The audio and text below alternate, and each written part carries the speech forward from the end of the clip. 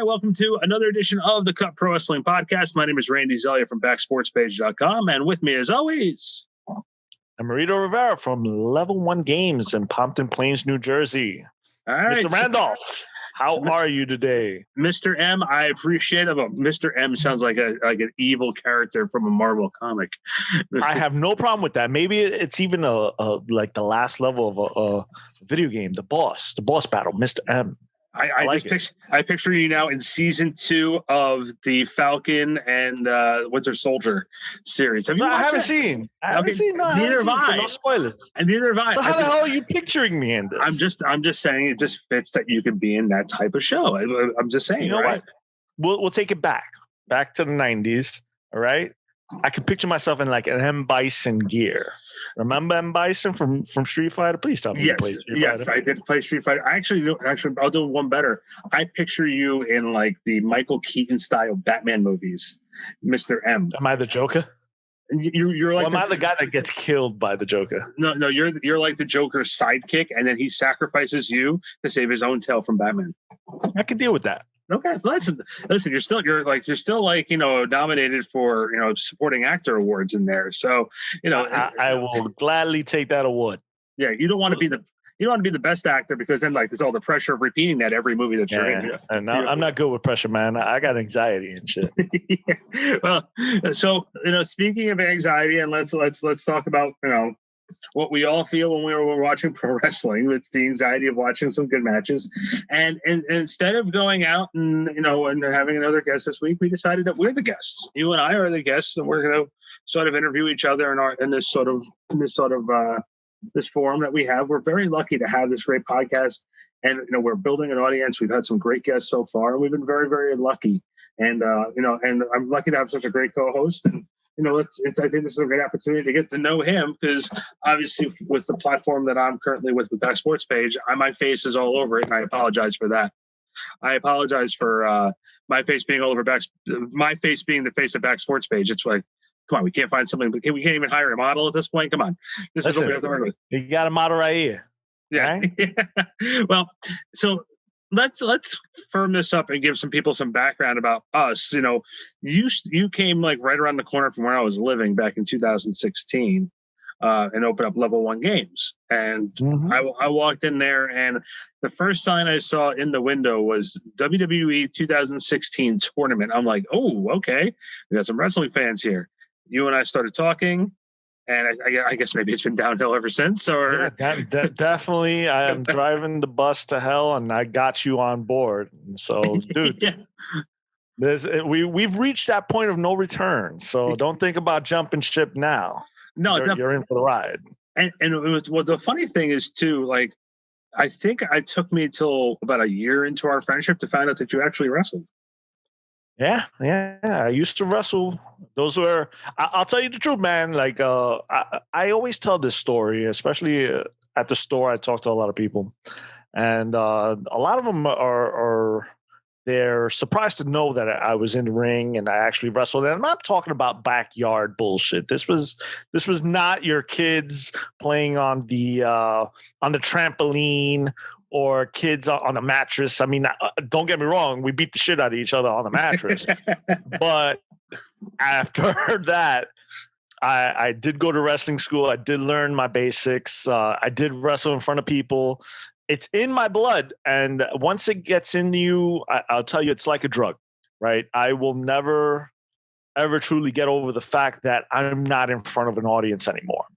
Once, I think my first match was in the Bronx at a boys club. We had about 200, 300 people there. And this was around the time when they were calling Owen Hart Nugget, right? That was like 99, yeah. Yeah, no, it had to be before that. Maybe 98, 99. The DX started that in the end of 97, so it was like that 98, 99. 98, 99, yeah. So 99, he had this shirt that said Nugget on it. Yeah, so I think it was at the beginning of the Nugget thing, and I think that was my very first match. I'll tell you a little more about training in a little bit, but I wanted to touch on my first match because, again, I was in a little locker room. I'm green as can be, man. And there's things that happen in a wrestling lot. Oh, I used to happen because from what I've heard from my friends, everything's changed. And I remember it was like a charity show. We weren't getting paid. I was barely, I think I was like 17, going on 18. Wait, didn't you? I'm sorry, but didn't you have to be 18 just to be able to go in and train? Because I know a lot of the schools are like, you need to Nope, be like. I started training when I was 16. Okay. And I would pay my dues in a place in Brooklyn, Arena, Puerto Rico. And the dude had a ring in a church. So I would travel I used to live in Manhattan, in Upper Manhattan and East Harlem. And I would go all the way to Brooklyn. Now, I don't like Brooklyn, all right? I don't like going to the outer boroughs. And here I am going. In the beginning, it was at like 5 in the morning. I would have to get up and go on a Sunday where the church was. How is a church closed on a Sunday? I don't know. But it was. And they would let us in and they would beat the crap out of us. And it was a little old school. Like, they would, hey, listen, this is how you do it. Oh, you're not doing it right. We're going to chop you. If do this hold, flip them, tie them up, or you don't get it, that's a chop. You know, punches. If you don't learn your punches by next week, we're going to chop the shit out of you. So they made sure that you wanted to be there, even though they scared the crap out of you. I'm talking about big dudes with hands like the size of like pancakes, bro. And their chops were no fun. And they'd take your shirt, because I was a scrawny kid. I'm a scrawny dude now. So they would pick up your shirt and they'd be like, all right, now I'm going to chop the shit out of you. And they would leave their hand, like their goddamn giant print on your chest. But I'll digress. So this first match, I was wrestling my trainer, Eagle Morales. He had put on a blue gimmick. He called himself Azul, which basically blue in Spanish. And I go out there, man, and this is my first match, and the referee is like taller than me. This long, lanky dude. And I'm going, that doesn't look right. You know, like, I'm a wrestler. I'm supposed to be taller than the referee. And he's just like lurch, you know, he's like huge. And so I wrestled it, man. And some of it went well, but I still, like, I look back at it and it's painful to see the things that I just hadn't perfected yet. But being in front of that crowd, man, and just, of course, I was a natural heel, so I was the bad guy. You a heel? You a heel? Yeah. No. Listen, for everybody that knows me, it's very hard to get to comprehend that I, being a saintly individual that I am, could be a heel. But hey, listen, believe it or not, I was the heel in this match. Yeah. So I was trying to take off his mask. I was playing to the crowd. The little kids hated my goddamn guts. It was great. I've never felt. We'll get to that in a minute. We'll get to that in a minute. So after I lost the match, because I was a heel, I had to lose. I had no problem with it. It was my first match, especially in church, by the way. No, this was in a boys' club. Oh, okay. This was in a boys' club. I'll get to the church stuff in a little bit because I do have stories on that. So the crowd starts chanting Nugget to me. They're like, Nugget, Nugget. And I'm like, what the fuck? Like, they're chanting an Owen Hart thing at me. So that was like really cool, considering there was like at least hundreds. It was a couple of hundred people there. I was never used to wrestling in front of that amount of people. Like, I would wrestle at the gym for like 15 dudes watching me, but this was the first time in front of a crowd. And ever since then, man, it's been in my blood, and I'll lie if I say I don't miss it to this day. You know. Oh, but my thing is with that too, and I want to go back a step because you're talking about your first match. Go back to the first time you started watching wrestling a little bit. Who was your favorite? It's like my favorite, because growing up, my favorites were sort of forced on me, and what I mean by that was we got told this story that the Ultimate Warrior was a student at my mom's school because he originally was born and raised in New Jersey, then moved out to Arizona. Really? Yeah, I had no idea. Yeah, so it was like, oh yeah, like the Ultimate Warrior, and I was like, at that time, I'm 9 years old. I'm like, you can pretty much tell me anything. What? Yeah. Oh, I believe you. We eventually found out it was something totally different. But I'm like, well, Ultimate Warrior was my guy. First time I ever watched wrestling was WrestleMania 5. And Ultimate Warrior lost to Rick Rude. I thought Rick Rude was the ultimate devil. And everyone was like, Hulk Hogan. And I was like, But so, who was your favorite? Like, we were watching growing up. Who was your first? You're gonna laugh, man, because I did watch the big guys. I did watch Hogan, and I did watch Ultimate Warrior. And if I had to pick one, I was always gonna go with Warrior over Hogan, only because everybody loved Hogan, and I was tired of it. My mother did not want me watching wrestling. Right?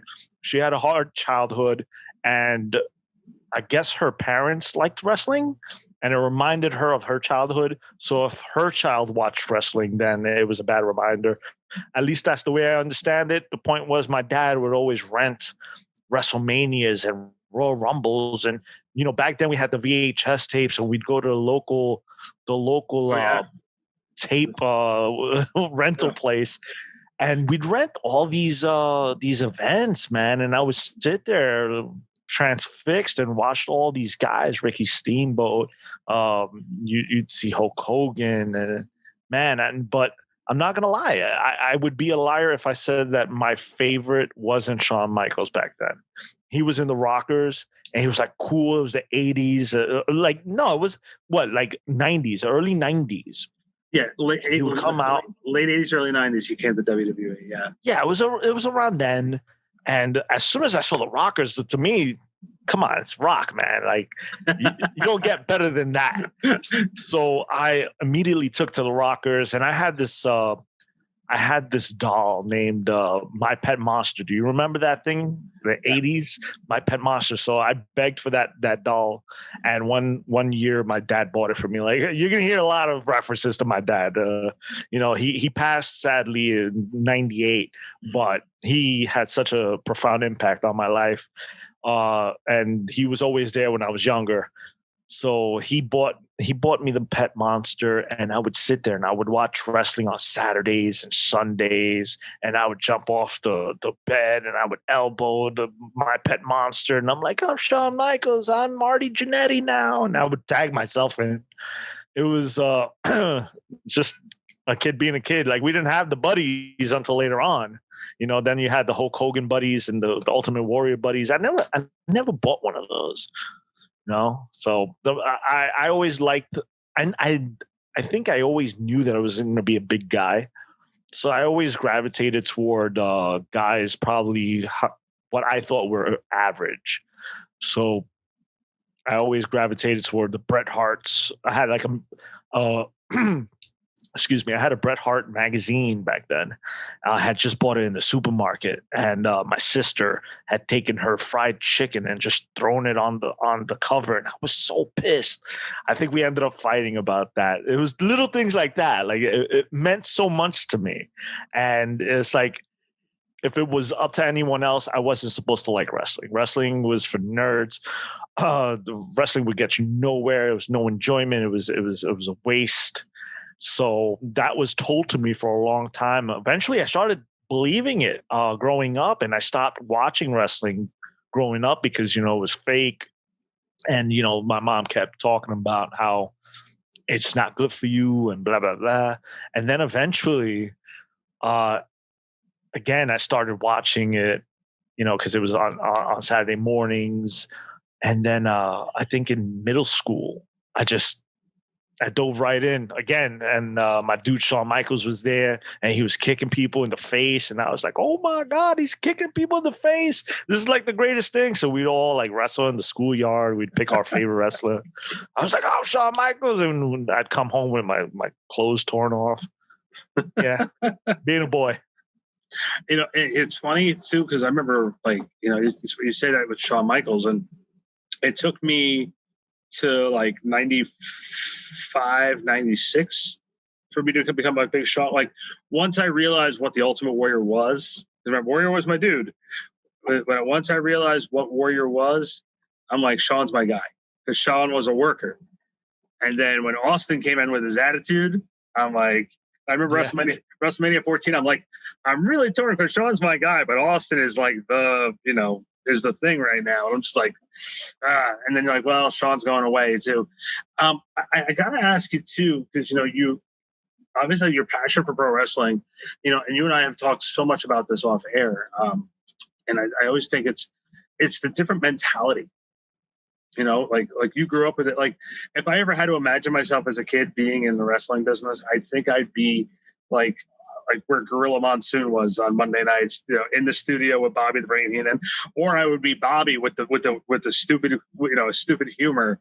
My stepkids laugh at me because I always come out with these dad jokes, which are like so Bobby Heenan, and that's how I always looked at myself as an announcer, being the guy who doesn't want to get hit, like me running around the ring, running away from the baby face. Like that's how I always would picture myself, but also at the same time, knowing that I still want that happy ending, where you would always want the, you're like Bruce Pritchard in that way, where Bruce is like, I would always want either a screw job finish, or you got to expand the story out, and the bad guy's got to win a little bit before the good guy has that glory.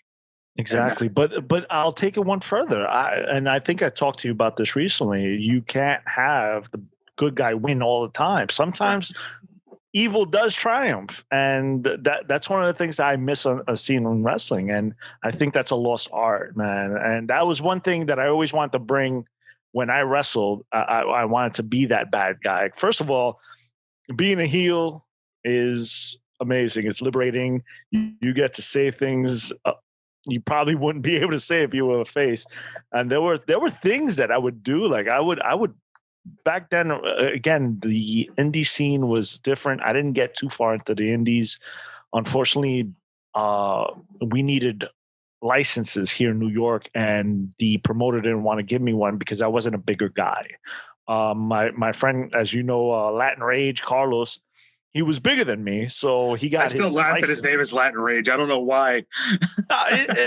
Listen, I used to laugh at him, and I still do. Latin Rage. I was like, "There's nothing Latin about you. Like, get out of here. Speak Spanish to me, man. You're so angry. Speak angry Spanish." And but we grew up together, and we started wrestling together. I didn't meet him until I went to my second school. And this is actually kind of cool because I went to the first school. I don't know what happened. The trainers, they couldn't train us anymore. I guess I think the priest was doing something. Now that I think about it, again, it's a church. On Sundays, you should be in church, right? But not me. For a while, they weren't. Well, not you, not me, but that's not the point that I'm trying to make. The point is that you would think there'd be some activity in the church, but there wasn't. And I guess at some point they changed that. So we had to find another school. And this guy named Ben Lagerstrom had opened up a school on 59th Street on the west side. I think it was like 57th in Parks Department Park. He had a goddamn ring outside. It was a beautiful ring too. Outside in the middle of freaking Manhattan. And we paid him dues, but he was a snake, man. And but he knew how to get on. He knew how to get exposure. He had us on Good Day New York. Like there were a lot of people that would go to that school, and that's where I met Carlos. So Carlos, I met him there. We were 16, and goddamn, just think about him. He was like rail thin, and I was just shorter than him and rail thin. So here we are. We're like, we want to be pro wrestlers. But we started learning, and I learned things the hard way. I guess they got to beat the shit out of me a little bit for me to be like, that's what you meant. So it took me a little longer. You want me to do this? This is yeah, because when they taught us how to fall, for some reason, just my brain is like a computer just did not compute. It was like, you want me to fall? It's like, yeah, just throw yourself back. No, that's not working for me, and it took me some time and somebody breaking it down. Like they had to break it down. Like if they were talking to just like a kindergarten, like a little kid. And it's like, listen, this is how you throw yourself back and gravity does the rest. And I'm like, oh shit, that's right. Gravity. Okay. And I finally got how to throw myself back, but it took me a couple of months to really perfect it. But we went to that school, and finally, I wasn't one of the best ones at that school. I'll be the first one to tell you that. I was shy. I wasn't the best. I was a slow learner, and some of the guys, there's a lot of bullying in wrestling, and they bullied Carlos. Like he was a scrawny kid. I don't know what it is about him, but he just rubs people the wrong way. He's like fucking Brillo. Like I don't get it. And this big massive dude just had it in for him, and he just beat the crap out of him one day. And I felt so bad for him. Like I didn't know this kid from a hole in a wall, but he beat him up, and I think he dislocated his shoulder. And I helped the kid out because it's just another kid, man. He's like my age. All he wants to do is wrestle. And I helped him. Somehow we became friends. I don't get it. I don't know how, but we started hanging out, and he liked wrestling. He liked rock music, and I was like, "Holy shit! Like I like wrestling and rock." And by the way, that's the usual reaction. Like everyone who says they're friends with them are like, "How the fuck?" Like I don't know. And even to this day, I'm like, you're lucky that I consider you family, Carlos. Like, because I don't know how I would deal with you otherwise. But so we became friends, man. And then from there, when that school closed down, because like I said, he was a snake, we paid our last month's dues, and he just skipped town. He just didn't show back up. But that's actually, no, you know what? Before I'll tell you what happened.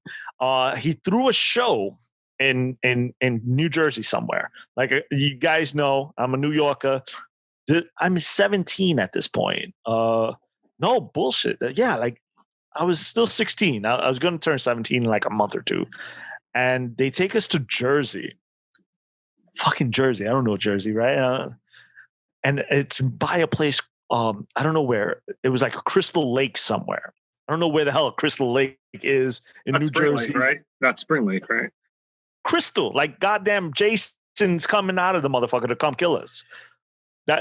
Crystal fucking Lake. So I'm looking at it, and we're walking to the venue. It was like a hockey rink, and I'm like, guys, like that's fucking Crystal Lake over there. Like, we should be here. And they were like, nah, it's fine. One of the wrestlers brought us. It was going to be his first match. He was going to go into a battle royal. This is a great story because Carlos screwed me this day. So here we are, two kids. We're not in the show, but you know, we love wrestling. And Jimmy Snooker's there.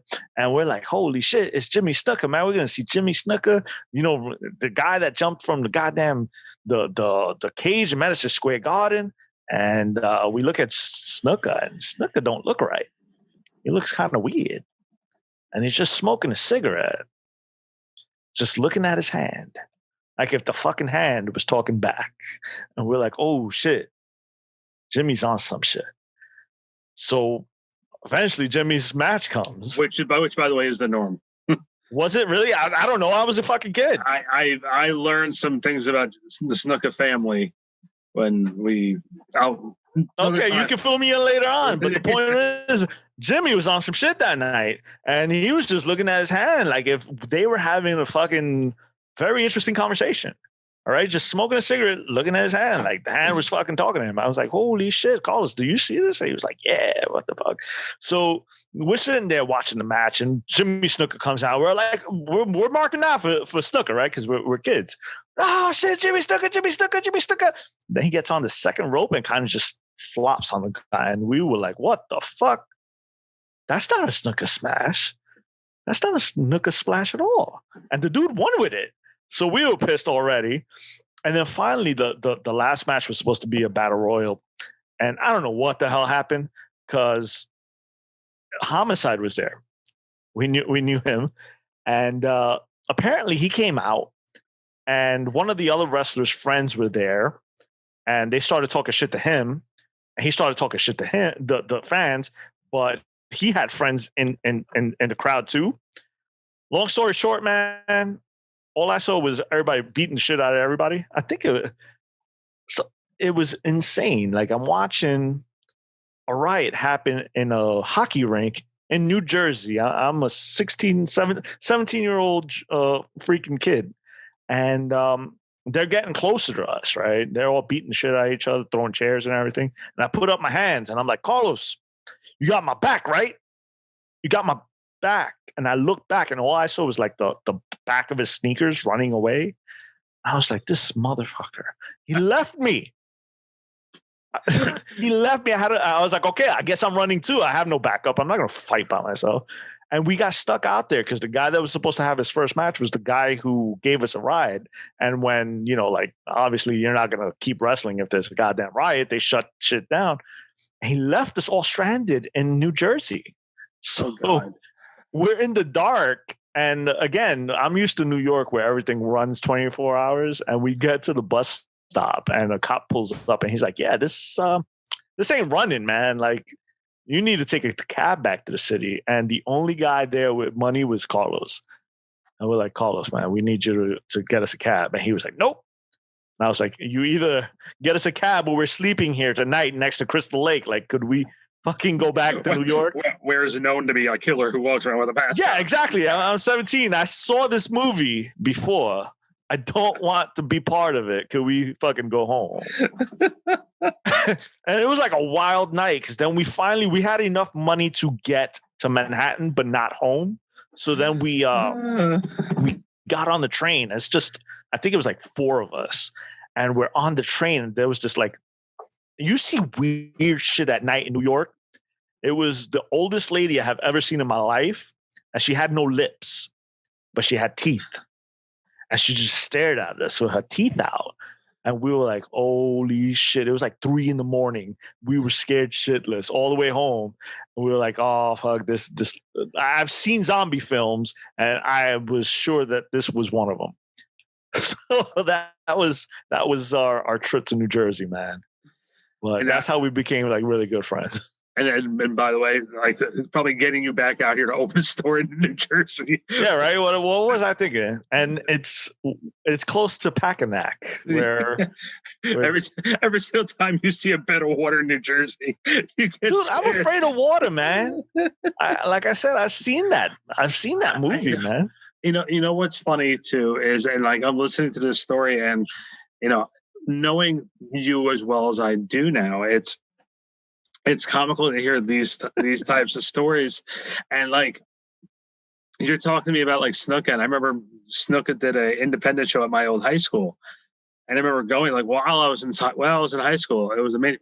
Snooker was there, Honky Tonk Man was there, Demolition Axe was there, and I remember meeting Honky, and like all of them were. Remember, keep in mind I'm in high school at this school, and all the wrestlers are changing in the girls' locker room. So I'm like, all right, so I guess I'm going downstairs to the girls' locker rooms. I had the lay of the land of the school at that point.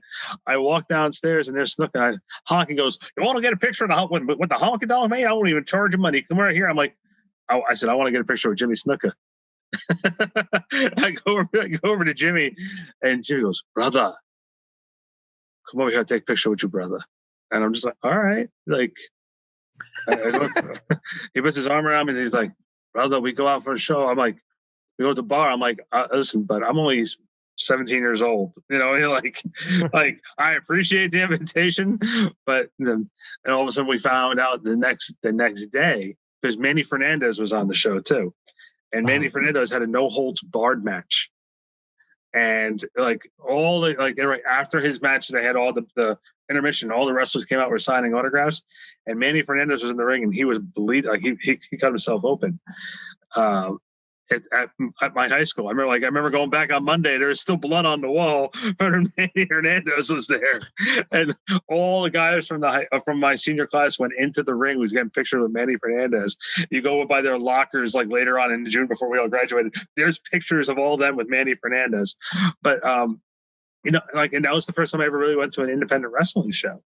We got to get you back, man. I miss, what the funny thing is, Tommy Fierro, who owns the Wrestling Collective, I'm going to give him a free plug, on Route 23, all up in Stockholm. He used to run shows when I was in college and used to run them over at Patterson Catholic High School. And it was the second time I've ever been to wrestling independent shows. And I became not friends, but I became very good acquaintances with guys like Kevin Knight, who we've talked about on the show. Steve Carino, who's now a trainer for WWE.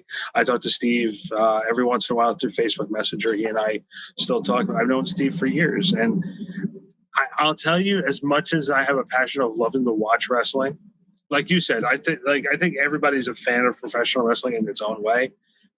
But there's a lot of people who just don't have, I can honestly admit, I just didn't have the guts to to try, even though I'm passionate about it. Like, I know that I'd probably be a good promo, but I would not be able to take a bump in the ring. It's just not my nature. I think, not everybody. Yeah. Some people need to talk.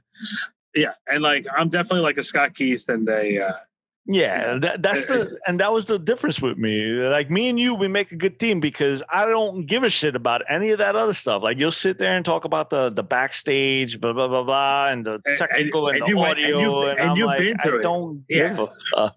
Well, can I tell you, for now though, like you just said it perfectly. Like, I love the production.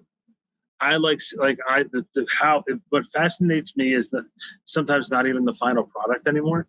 It's how they put it together. Like, when I sat there and I talked to Bischoff, and Bischoff's talked to me how they put a show together, I'm sitting there, I'm just like, this is the coolest thing ever. Like, oh yeah, we know you have camera A going here. That's, you have the jib cam where the jib cam comes across, and this is the hard cam. And this is where it needs to. And I'm sitting there, I'm like, okay, so this is how you produce this. And like, okay, but do you want to know what the promo is going to be? I don't care about the promo. I want to know how you're going to shoot the promo. And and that's. But I'm saying that's now. Now, to me, that's back then. It was still the stories, because, and again, we're veering off topic, and I apologize. But like, back in that early 2000s, late 90s, when it was the Monday Night War, the stories and the what they were going to do next, and when that part of it died, when it was no longer must-see TV, it became hard. And then you and I talked about this right before AEW started. The product just became so hard to watch. Yeah, but you know what? With me, I like not only the story. The story should be good, but the in-ring action should match the story. The intensity of that story should match. If we hate each other, if that's the story, if me and Randy despise each other, then that ass whipping that we give each other should match. It shouldn't be pussyfooted. We should make it intense and must see and entertaining and engaging. If we go in there and we do half of it right, we do the story right, where it's like, oh my God, Randy hates M. Randy got thrown through a barbershop window, and M ran off with. Still my favorite angle. Exactly. Still my favorite angle of all time. But it should match. Like, the intensity of that rivalry should translate to a hell of a match. And sometimes it doesn't. Sometimes the in-ring action doesn't match, and that's why I get turned off. I think, and I'll get us back on topic. Back when I was starting off in wrestling, they made the biggest mistake they can do, and that was to show me and show Carlos Japanese wrestling. So it was their fault. It was their fault, and they knew that they had fucked up, because our eyes had gotten so wide, and we were like, "What is this?" We're innocent kids, and we're like, "Oh my God!" Like, that's a move. Like, I've never seen that move before. One of the first wrestlers that I was introduced to in Japan was Jushin Thunder Liger, man, and he was a small guy. He wasn't huge, and he was whooping dude's ass. And he had a mask on, yet he showed so much charisma. The crowd was eating it up, but he had it in the ring, man. He knew how to wrestle. He knew how to work, and it was amazing. And he was the father of the J Cup, and we used to sit there and watch the J Cup. We'd put it on after wrestling practice. We'd go to my house and be like, "Yo, you want to watch fucking J Cup again? Yeah, let's watch J Cup again." We'd sit there and we'd watch all these guys like Chris Benoit, and he was the Wild Pegasus back then. Yep. He was Pegasus. No, he was Wild Pegasus at some point.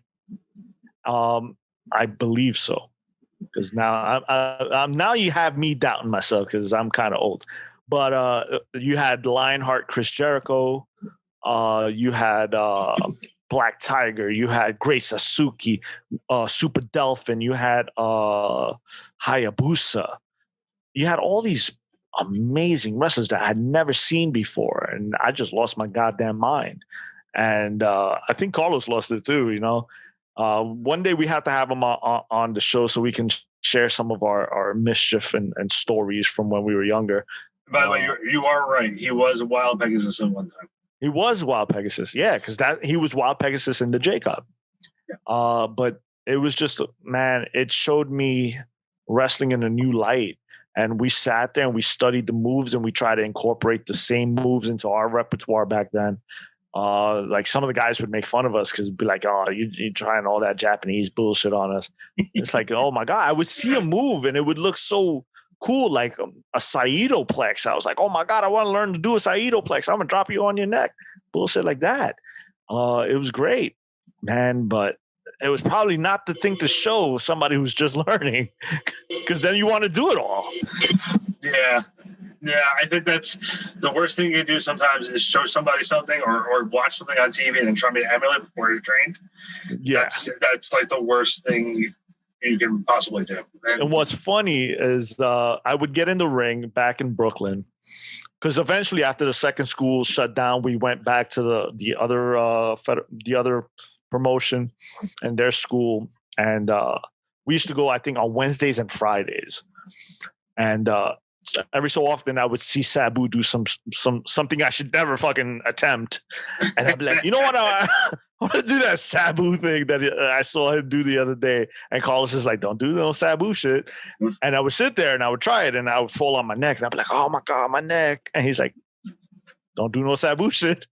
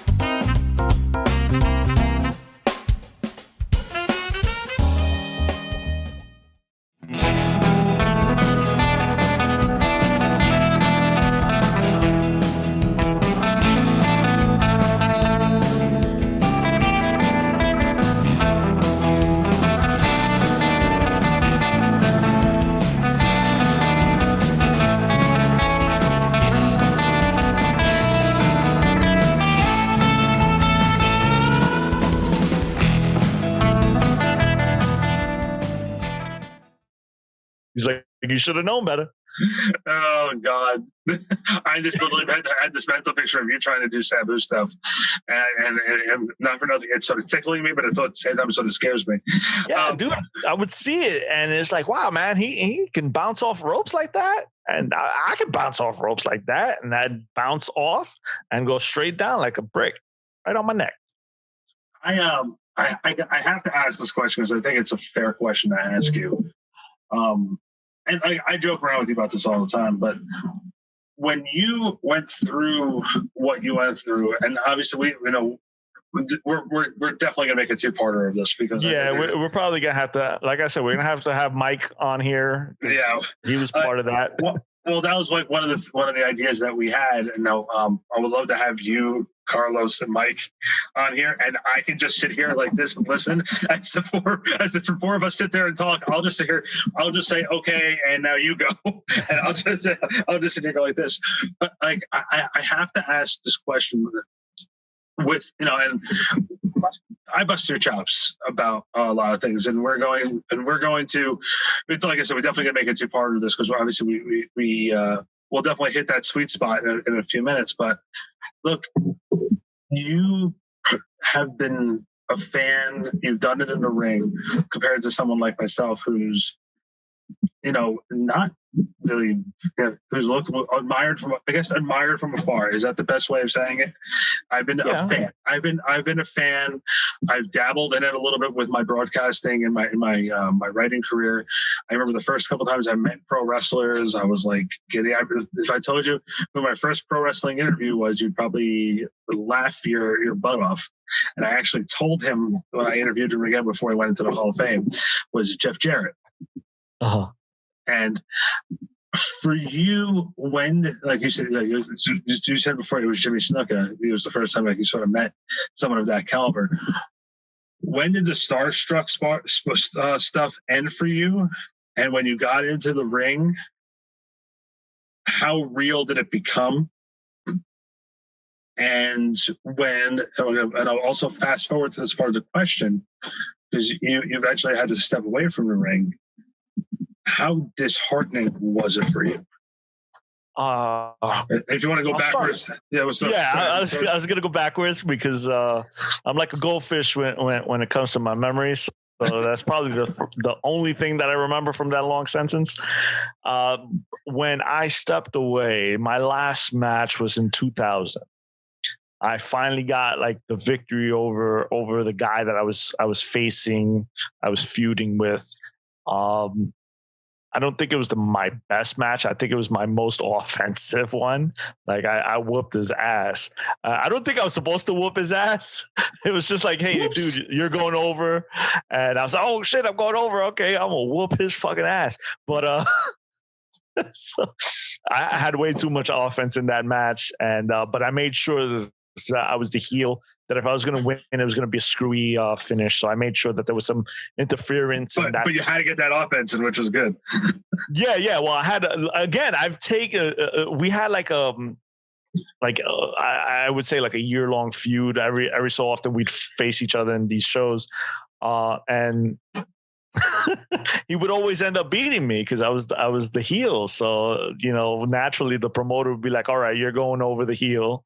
The people love the guy in the mask, but this time they were like, "Hey, listen, you've gone over him way too many times. We're giving him one." And I was like, "Yes, I'm getting it."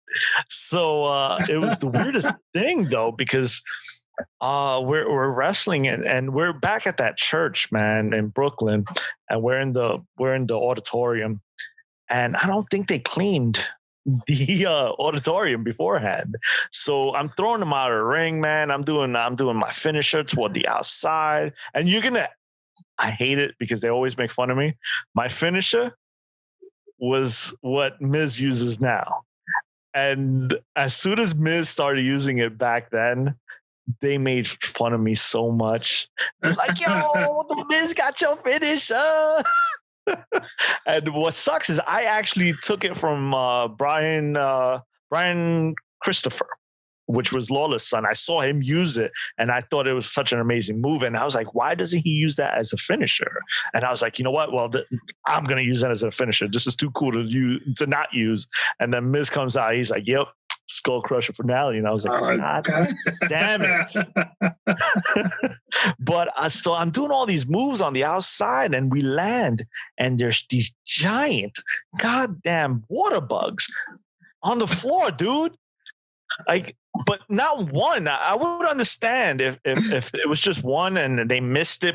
You're cleaning and you miss one gigantic freaking water bug, but there's a bunch of them. There were like 4 or 5 dead water bugs near the mats outside of the ring.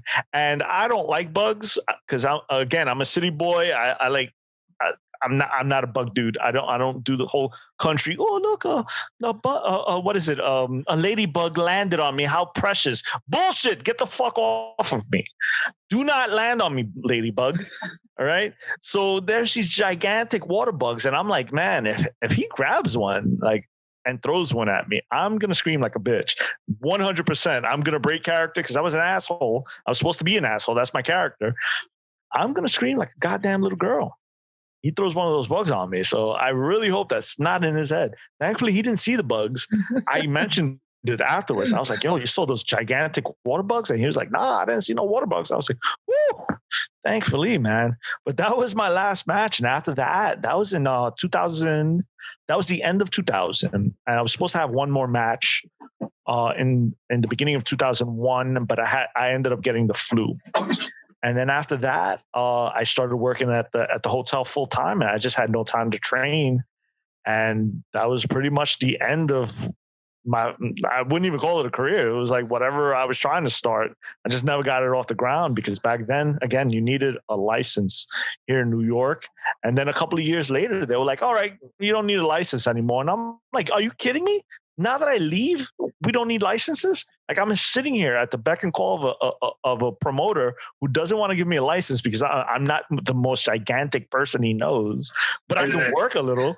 And that wasn't good enough. And then they pull that. Yeah, I wasn't. And listen, you've heard the guys. Like, I'm not going to toot my own horn, but I was slightly entertaining. I would do things that other people wouldn't do. Like, I would throw condoms at the crowd and tell them not to procreate, things like that. Like, I livened it up. You probably couldn't get away with that stuff now, but no, it was a lot different. I was I was ahead of the curve. I was very controversial. You were ahead of the curve, all right. That was. Listen, you had to be a heel, and if they don't know you, how are they supposed to hate you? You have about 10 seconds to make a crowd hate you. You do whatever you have to do to make sure that they boo you. Well, listen, wow. I'm still every single time I hear the throwing the condoms in the church story, I'm just like, what's great is that I had Mike, because Mike was younger than us, Mike Law, and he was, I think, a year younger than us, and he was on the show, and I give him some money, and I'm like, hey, Mike, could you go to the corner bodega and buy me condoms? And I would always chew gum when I performed, so I was like, condoms and a pack of Big Red. And he tells that story great, because he's like, I went to the store and I'm like, could I get a bunch of condoms and a pack of Big Red? The guy's looking at him and he's like, oh yeah, I'm in a wrestling show.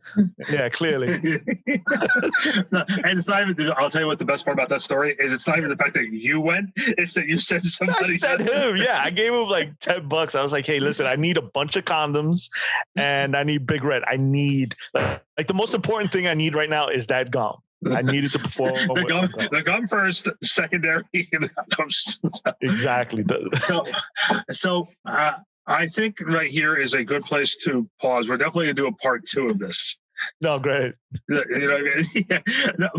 So listen, no, I think this is good, because I always think that one of the best things for any type of podcast is being able to connect with your co-host. And I think it's good that we are hearing your story. You know what I mean? Like, because you never want to see like PCO or any of these other guys talking with us and sitting there saying, who are the two yutzes that are talking to them? At least you have a background, so like you're asking these questions about like when you used to perform, that feeling. Whereas if we have Conrad and Chris Van Vliet on here, I can relate to them. Those are 100% your interviews. It's so funny because I was so uncomfortable, man. I didn't know what to ask. And it also didn't help that those were like our first like 6 or 7 shows. Yeah, I think I'm feeling a little better. I'm feeling better behind the camera, and knowing that a lot of people don't even watch it, the video, like they just listen to our voice. It helps me feel beautiful, because I could say that I look like goddamn Brad Pitt, and maybe people believe that shit. Well, I think what's the most important thing is, and it took me a while, because I remember the first few podcasts I did just in general, I'm sitting like, man, where are all the listeners, where are all the comments, everything else? And I remember meeting Brian Ryback. Brian Ryback was my mentor in college. And I remember my first few radio shows, I was like devastated. I was like, I gave the call out number, nobody called in. And the first thing he says to me is, just because they're not calling does not mean they're not listening. Yeah, that's what I've learned. We've done this since November, and every so often I sit there and I'm like, nobody's listening to this shit. I'm just talking to the void. And somebody will come in the store and tell me, yeah, man, I heard you say XYZ, and I'm like, oh shit, people are listening. Sometimes listen, I am that crazy guy, and I don't use crazy lightly. I am a little off my rock. I know it. So I get in my head sometimes. So sometimes I deal with some depression, and I dealt with it a couple of weeks ago. That's why we had the 20th. What'd you do? The best of show. That was my fault, guys. Like I'll be quite honest. I was a little down on myself. I was depressed, anxiety ridden. I go through it every so often. This is something I've suffered with for many, many, many years, and you'll probably catch me having to duck out once or twice in a year or something. So don't take it personal, man. But that one was clearly on me. I was not in a good headspace. Listen, every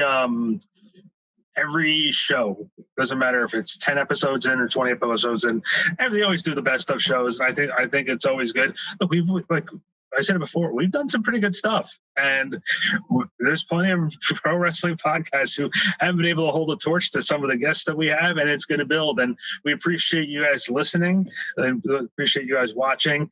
You can find us on all of your podcast platforms, Spotify.